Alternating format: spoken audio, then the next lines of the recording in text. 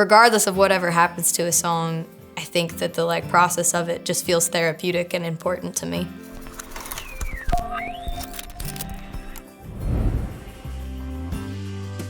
I think the moment that I realized my love and interest in songwriting was following along to lyric booklets in the backseat as a kid. And I would scroll to the bottom and see who the co-writers were listed as. And I really thought it was something cool when the artist was also a co-writer, and noticed that that didn't happen all the time on a lot of my favorite records. And well, definitely Shania Twain. I was obsessed with all of those records, but Carolyn Dawn Johnson is one that comes to mind. The Room with a View record, I just obsessed over and loved so much, and noticed that she was a writer on all those songs. I thought that was pretty cool. All the Martina McBride records, loved learning so many of the songwriters on those. And let's see, Celine Dion, there was some U2 in the mix, some Fleetwood Mac. My grandparents got me my first guitar when I was 14. And that became the literal door that opened up songwriting for me, because I figured out what 3 chords sounded okay together, and I just stuck with those and started pairing the music with pages from my journal that I'd been writing in school, and was oh, this is so cool. You can kind of tell a story with music. And from there it just kind of snowballed and kept going. My love for songwriting just grew and grew.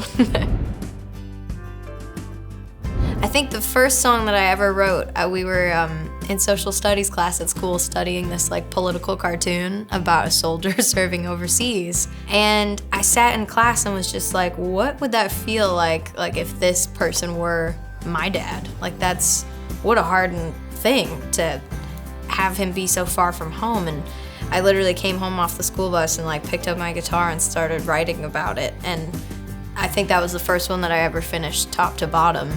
And really loved from day one being the third party observer, the storyteller, from more of I guess an empathetic place of putting yourself in someone else's situation to figure out how you feel about it. That's, to me, my process of uncovering, I guess, emotions in general. To me, it's a lot easier to think about in a song than it is to have a conversation about. It always has been that way for me. I don't think it's a really conscious choice of going how can I be empathetic in songwriting. I think that is what storytelling is imagining how someone else feels about something. And I think that's the most human part about music. When you strip everything down, it's the emotion of how does this person feel about this, because there's probably some kind of invisible thread that runs through me that would feel the same. And that's how we connect as human beings. And I think it's our job as songwriters to kind of capture that and do our best to really feel it and feel it in a real way. And that's how I figure out how I feel about something. It's my way of understanding a situation. The girl that I drove by on the side of the road holding onto a cardboard sign is kind of my heart was just aching about it, and it followed me for days. And it's my way of processing that and letting it out in some way is to put the pen to paper and put it somewhere, and then I can kind of understand my feelings better. So that's always been a healing and sort of helpful process for me. Regardless of whatever happens to a song, I think that the process of it just feels therapeutic and important to me. I think what's interesting is Nashville is this megaverse of songwriting. It's you can stand in Nashville and know that there are thousands of songs being written a day, maybe. And to just feel that collective creative spirit that's existing in this community. I think that's pretty unparalleled, maybe in any other city, honestly. So for me, coming from, a small town 5 hours north of Edmonton, it was you could imagine how far away friends were that were writing songs across the distance. And in Nashville, it's just this everybody's in the palm of the hand about it, which is kind of beautiful. It's amazing to hear someone else's interpretation of a song that I've been a part of writing. It's a dream come true that a song could make its way through all of these different doors to find it to the person who can hear it and sing it. And that's a dream, especially starting out in Nashville for me, and becoming a part of the community. Songwriting was my way in and way of finding my voice as an artist. So it's always been on the dream board for me to keep having songs be cut by other people. It's a really exciting dream for me.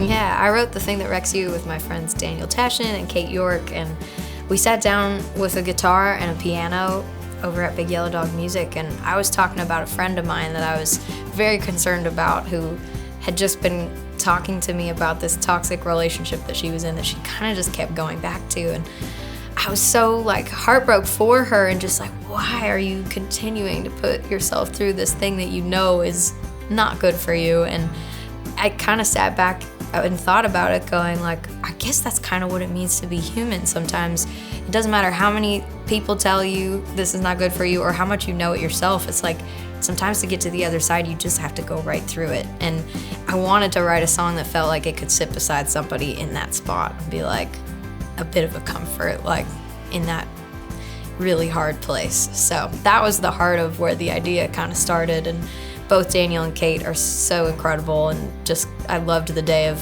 floating through the melodies, and like they just completely got straight to the emotion of it in a really cool way. So I loved the way the song felt the day that we wrote it. The thing that wrecks you, you know, I wanted to keep the invitation open to be whatever that might be that kind of destroys you. It could be a relationship, it could be an addiction, it could just be something really hard that you're going through that is like, oh, you know, you're just kind of crashing yourself into this like ending that is not how you pictured it to be. And I wanted to leave the door open for whatever that thing might be, because we've all got so many of those things that we put ourselves through. So this song got pitched to Lady A as they were about, you know, getting ready to go in and make the record. I believe that it was Kate and Daniel maybe working or writing with Charles on another song, and somehow he ended up hearing it. And the first version I ever heard was like just him singing it with a guitar, and I was like, oh, kill me now, this is so amazing. And then that grew into this amazing thing that they cut it and put it on the record, and it was a feature with Little Big Town, who are some of my favorite people on the whole planet Earth. So when I heard they were doing it together with all of those voices, I was like, wow, that's insane. It was so exciting. I feel like you can't help but feel this like literal wall of like, I don't know, of sound coming at you when you hear all of their voices in harmony together with two of those super groups. But it feels like a bunch of arms just reaching out, like, I don't know, embracing you in the absolute wreckage in the best way. So I loved hearing their interpretation of the song. I knew that from the day that we wrote that song, I would always want to do a version at some point, and I got so excited that the song had gotten cut. And then I had this crazy experience where I literally ran into Bryan Adams on a staircase at a studio, and I saw him coming up the steps, and I was like, oh my gosh, like, keep it cool, don't freak out. Like, this is one of my heroes, songwriting, artistry-wise, just someone who's had music that's impacted the world in such a huge way. And we said hi for a few minutes, and he gave us a tour of the studio, and then, you know, we parted ways, and I stood with my manager in the parking lot after we left, and I was like, this is it. Like, I want to sing a song with Bryan Adams. How cool would that be someday? And by the time we got from the parking lot to the hotel elevator, I was like, I know the song.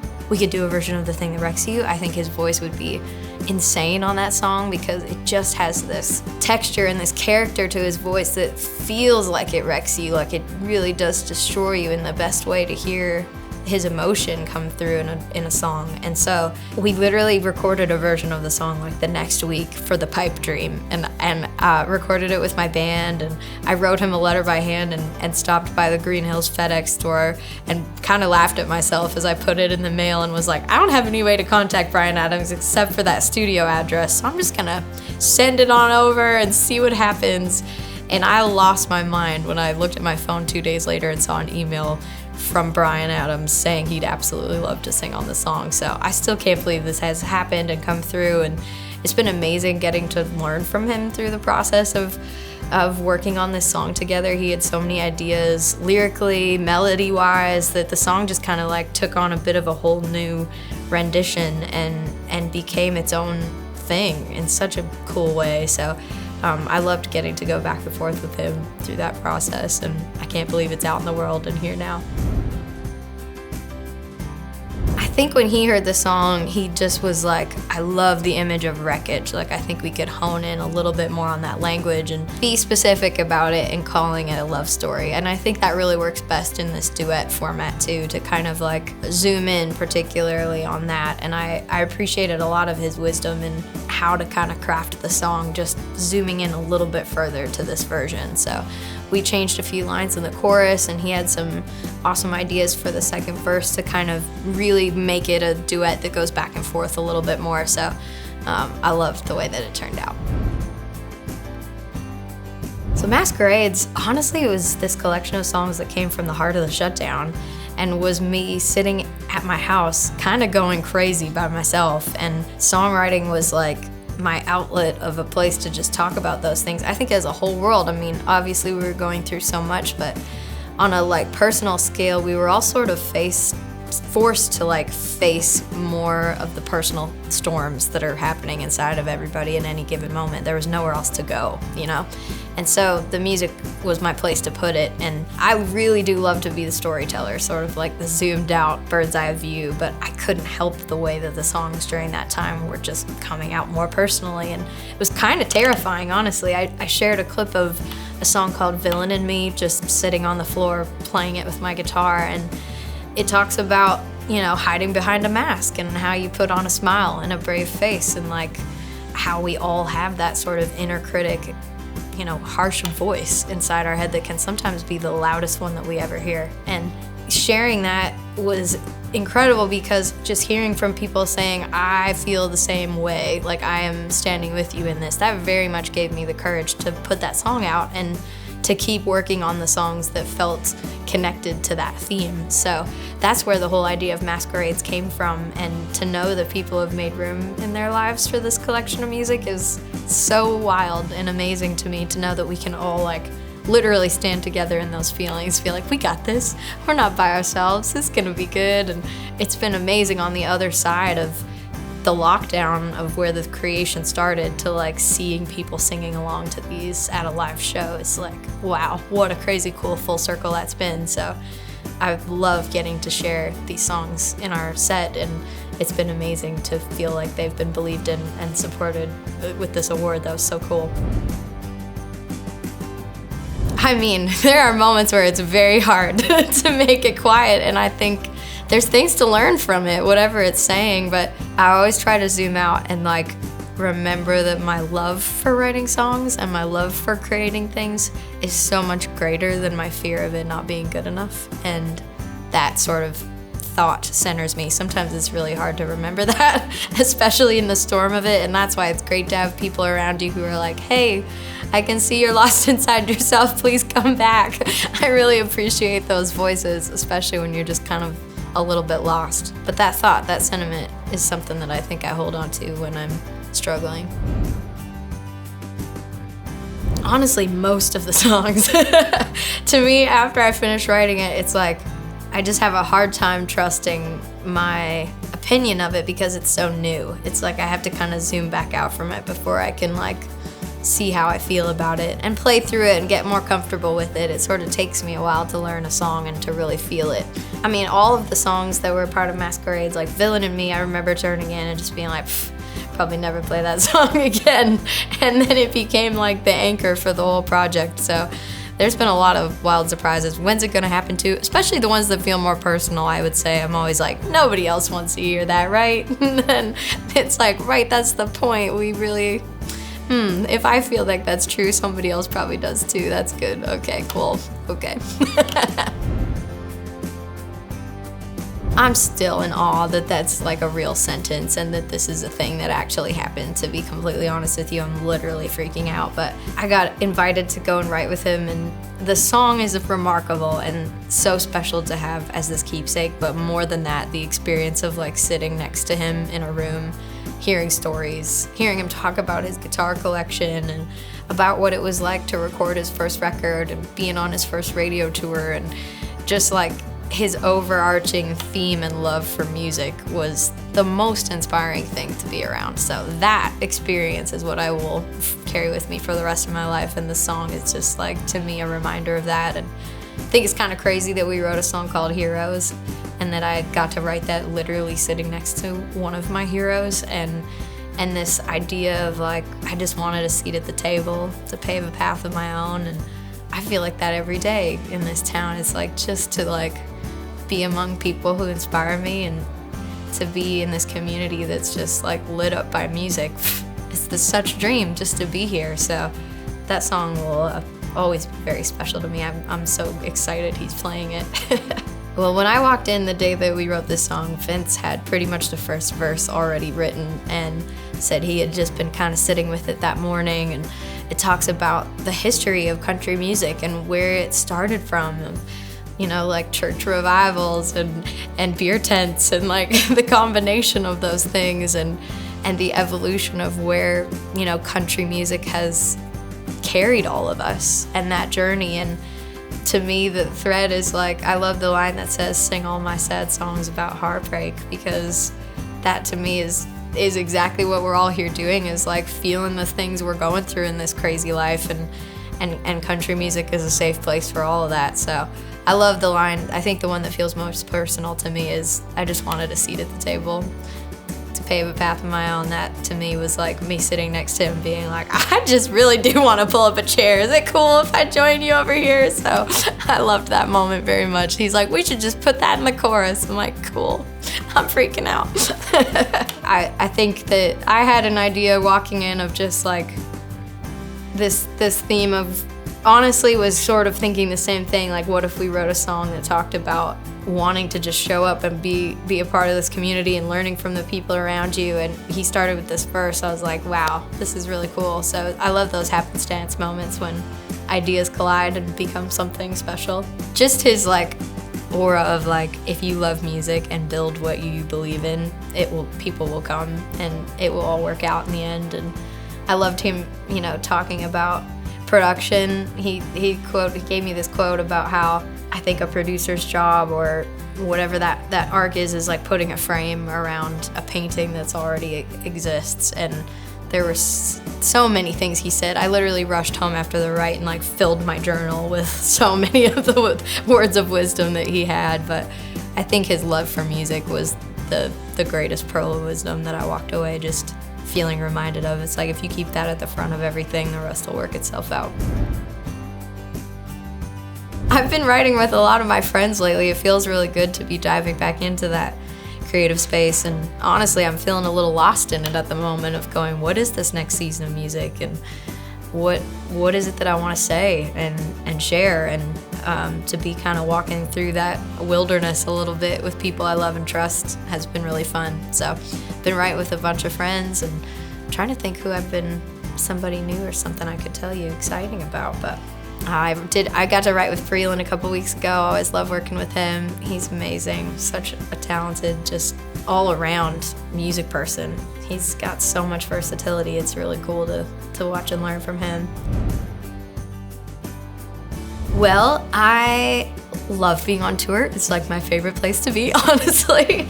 And this tour we're calling the Side A and B tour. So it's kind of this combination of reflecting both sides of who I am in the music. There's like kind of the maybe more introspective songwriter that's like very acoustic, storyteller driven.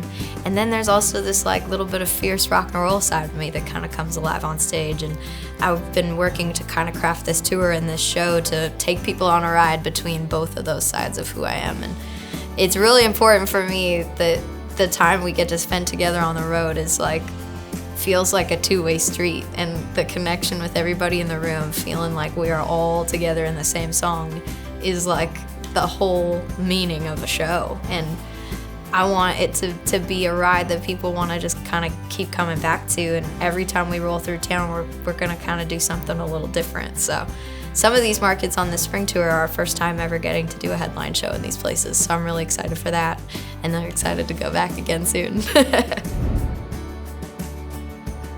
I'm really excited. I have this project that I worked on at one point last year. We rode a train across my homeland in Canada. We lived for like 2 weeks on this train that rolled from Montreal to Calgary, and we played 65 shows in all of these incredible communities that often don't get live music, and all of it was supporting local food banks. So the train would literally roll up to these middle of nowhere towns, the doors would fold open, we'd play a little show for 30 minutes, the doors would fold up, and we would continue and bring the music to the next town. And it was so amazing to just feel this community spirit of people gathering around the heart of music everywhere that we went, and I felt so inspired. And I wrote a bunch of songs faster than I usually ever write, and we actually just recorded them while we were rolling down the road on this train. And So it's this whole project that kind of embodies the spirit of traveling and of my love for that and for the connection with the people, the smiling faces that we were seeing every day. So yeah, we've got a little project called Train Track Work Tapes that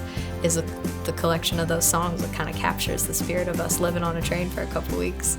I knew when we had planned to do this tour, I was like, I think it'd be really cool to capture the experience in the form of songs, and I wonder if there's a way we could record some of it while we're moving. So we packed some gear just in case, but I kind of kept an open mind, especially with it being 65 shows. I was like, I don't know if we're gonna find the time to do this, but I'm so glad we did, and I'm so glad that it's like this little timestamp of our adventure out there.